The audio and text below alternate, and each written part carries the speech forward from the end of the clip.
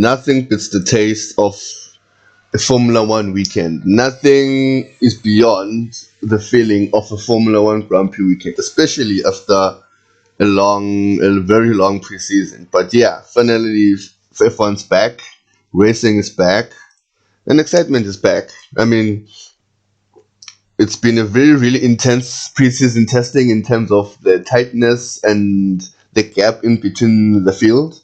Yes, of course. Red Bull pretty much did what we expected them to do, but the midfield and the mixture of drivers has just made a lot of the Grand Prix weekend exciting, especially when you look at the past years and how it's clear who the teams in the front, who the teams in the middle and the back were.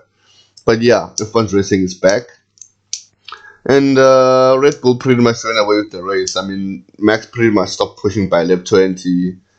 Checo did what Checo does, lost a position at the beginning through a shit qualifying session, then fought back through strategy and gritty driving. So pretty much what we expected from the Red Bulls, they did. I mean, they did a double stint on the soft tire at the beginning, just to prove their superiority in tire deck, unlike shit Ferrari, which just it's the tires. But I'm not there yet. But it was a fantastic race for the Red Bulls. And even more fantastic for my driver of the day, Fernando Alonso, because of this move. Better traction, millimeters between the pair of them as they go side by side. He's not going to try around the outside, but he is going to try the inside of turn 10. Brilliant. What a superb move.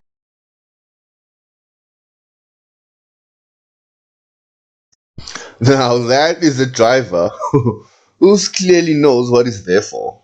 That's a driver who, for me, pound for pound, wheel to wheel racing, nobody can. For me, since Juan Pablo Montoya, Fernando Alonso, in terms of pound for pound, wheel to wheel racing, defending and attacking, give him the winning car, he'll deliver for you. Anyway, that's Fernando for me. Up came Scuderia Ferrari. Now, guys, I will just come out clearly and honestly.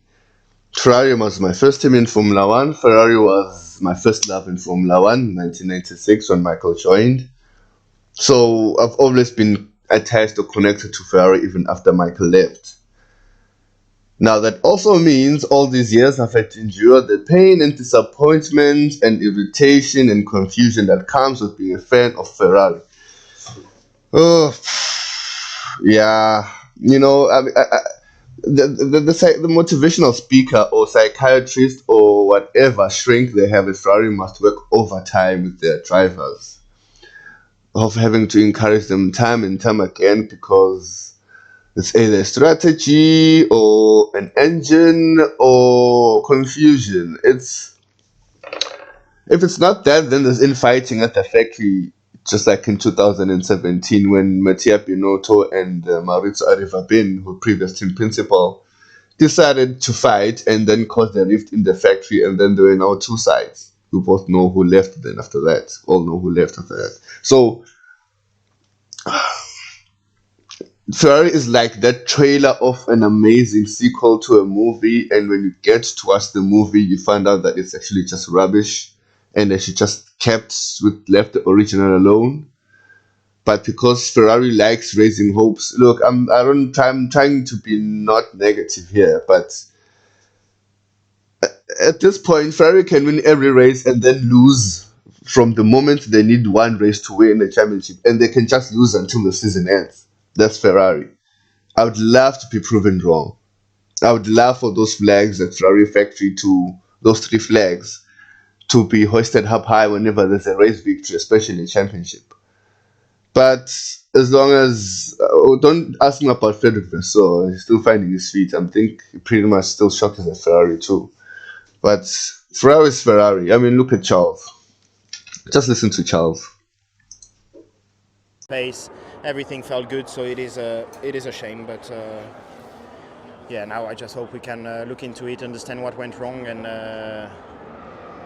yeah, don't have this problem anymore. Yeah, enough said. Anyway, 7-time world champion Lewis Hamilton came up next.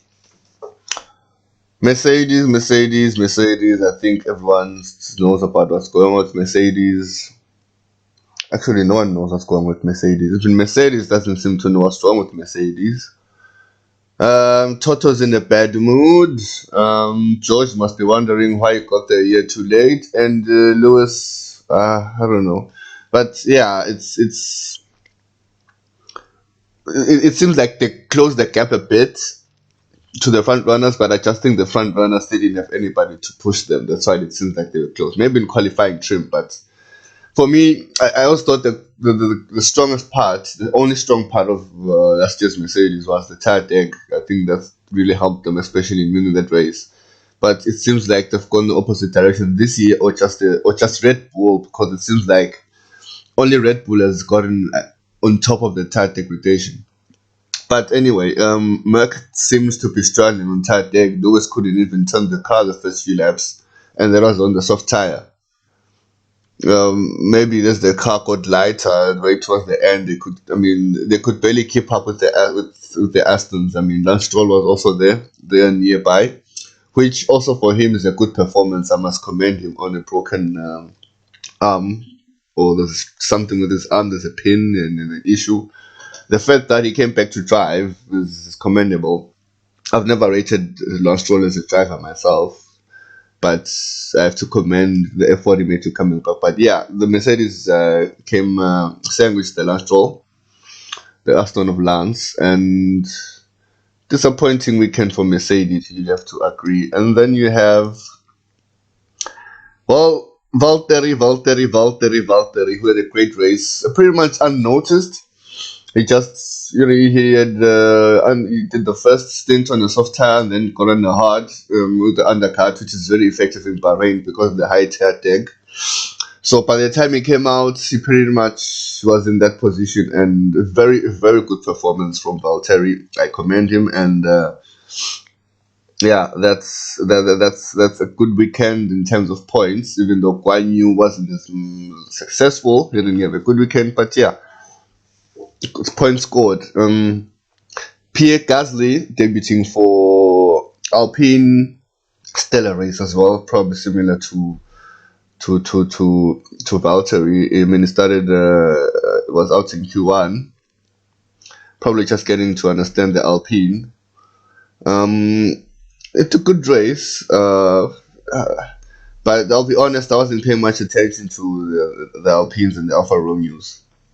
But it was a good race for them to score points. And he had a good race, which is not what can be said for his teammates, who pretty much got every single penalty you can think of. 5 seconds for stopping at the start, wrong slot at the start.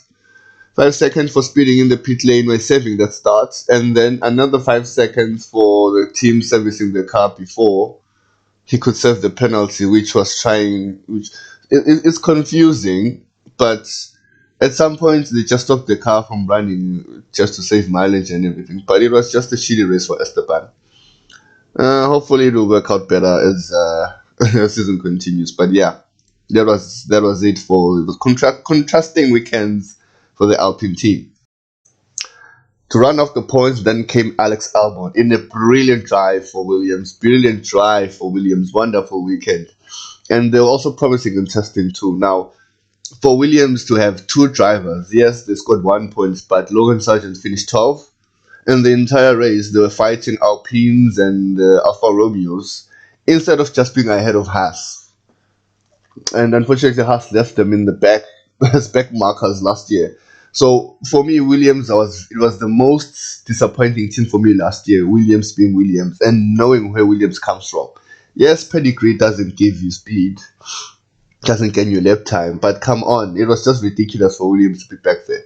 But solid performance. I mean, on two drivers on equal pace or almost equal, because I've always been for the past 5 years, they've had one good driver and one shitty one. So they've always had one arm tied to their back in terms of drivers fighting on the track and trying to score points. So it looks promising, and he seems close, that is Sargent, to his teammates. So very, very encouraging weekend for Williams. I mean, They deserve something after being back there for so long. And then the one of the most disappointing teams for me has been AlphaTauri. AlphaTauri, I think, are the team most in trouble this season. I don't think they have a driver capable of dragging them into points because I think every car has its own potential. Then you need a driver to bring out the whole performance. Yuki is a good driver, but it just feels like something is still missing for Yuki for me. Maybe he will get there this season because it seems like he still needs to be guided into things. I don't know. But I just personally think that Nick de Vries, Formula E champion, will just come in there and take over that team. I don't think we saw his shoe pace this weekend, but maybe it's the car. But AlphaTauri just hasn't been a good enough even last season. They just trailed off along with McLaren. So I just don't think AlphaTauri has or will be much. Will be. I don't think AlphaTauri will be performing much. But I hope I'm proving wrong, of course. But it's just not a good season so far for them. I don't think it will be a good season for AlphaTauri. Maybe if something changes or the teams in front, cars in front of them get slower. But I just don't think AlphaTauri will get much this season. But no points for them. No points for Nick and Yuki. Haas F1. Haas F1. Haas F1. I don't think there's a team owner in F1 who gets called or who has a team manager who swears as much as Gunter. I mean, I wonder what it's like being Haas. I wonder how many times Haas hears the words fuck or fucking from Gunter. But anyway, it was another fucking shitty weekend from Haas. They tried, but I mean, Nico Hulkenberg was brilliant, the comeback kid for me. But the first stint, he lost his front wing and pretty much lost any ability to turn. He ate his tires. Then he had to pit for new tires and a front wing, which pretty much wrecked his own race. Kevin was nowhere all weekend. I think I last saw him during qualifying, and then I next saw his face during the post race interview. So a quiet weekend from Kevin, but a great weekend from Nico. Has to be kicking themselves. I think he would have finished definitely in the top 8, up on about Valtteri and Alex at the very least. So unlucky weekend, but promising weekend, which is not what I will say for McLaren Formula One team. McLaren, I can't understand what's wrong with McLaren. I've always considered them, for me, probably the best handling car in terms of chassis and aero design. Ever since, I mean, come on. But it's not going anywhere. And I think the reason they were 5th last year is because the teams behind them was just trying to make a better understanding of things, and it was just a first year of new regulations. But McLaren is nowhere. Lando Norris pitted 10 times on Sunday because of hydraulic fluid issues they have to refuel. I mean, I think they almost ran out of tires, and Oscar Piastri retired because of an electrical failure. And performance-wise, other than a good showing showing by Lando during qualifying, but I just think it's because other teams didn't just take the opportunity. So I'm really worried about McLaren and AlphaTauri. More so McLaren being the team that they are, being the size of the team they are, and the history that they have. I just hope they don't end up in another Williams, because I mean, yeah, well, at least we don't get to see Daniel moan this year. I mean, I'm happy for him. He's at Red Bull resting. He doesn't have to be part of that sinking ship. Whether they will sink yet is yet to be seen, but I'm really, really worried about McLaren. So, yeah, that's pretty much runs off Sunday's race. And it seems it's the longest season ever this year, 23 races, and it's just one race. There's still 22 to go. So I must there's a high chance I'll be saying the completely opposite thing by halfway through the season, and the same thing at the end. it's just how great Formula One is. But I really think it's gonna be a good season. And coming back to the channel, guys, this is the first video upload of a race. Still early days. I've been pressured by enough people to open it or start it eventually. Still gonna improve.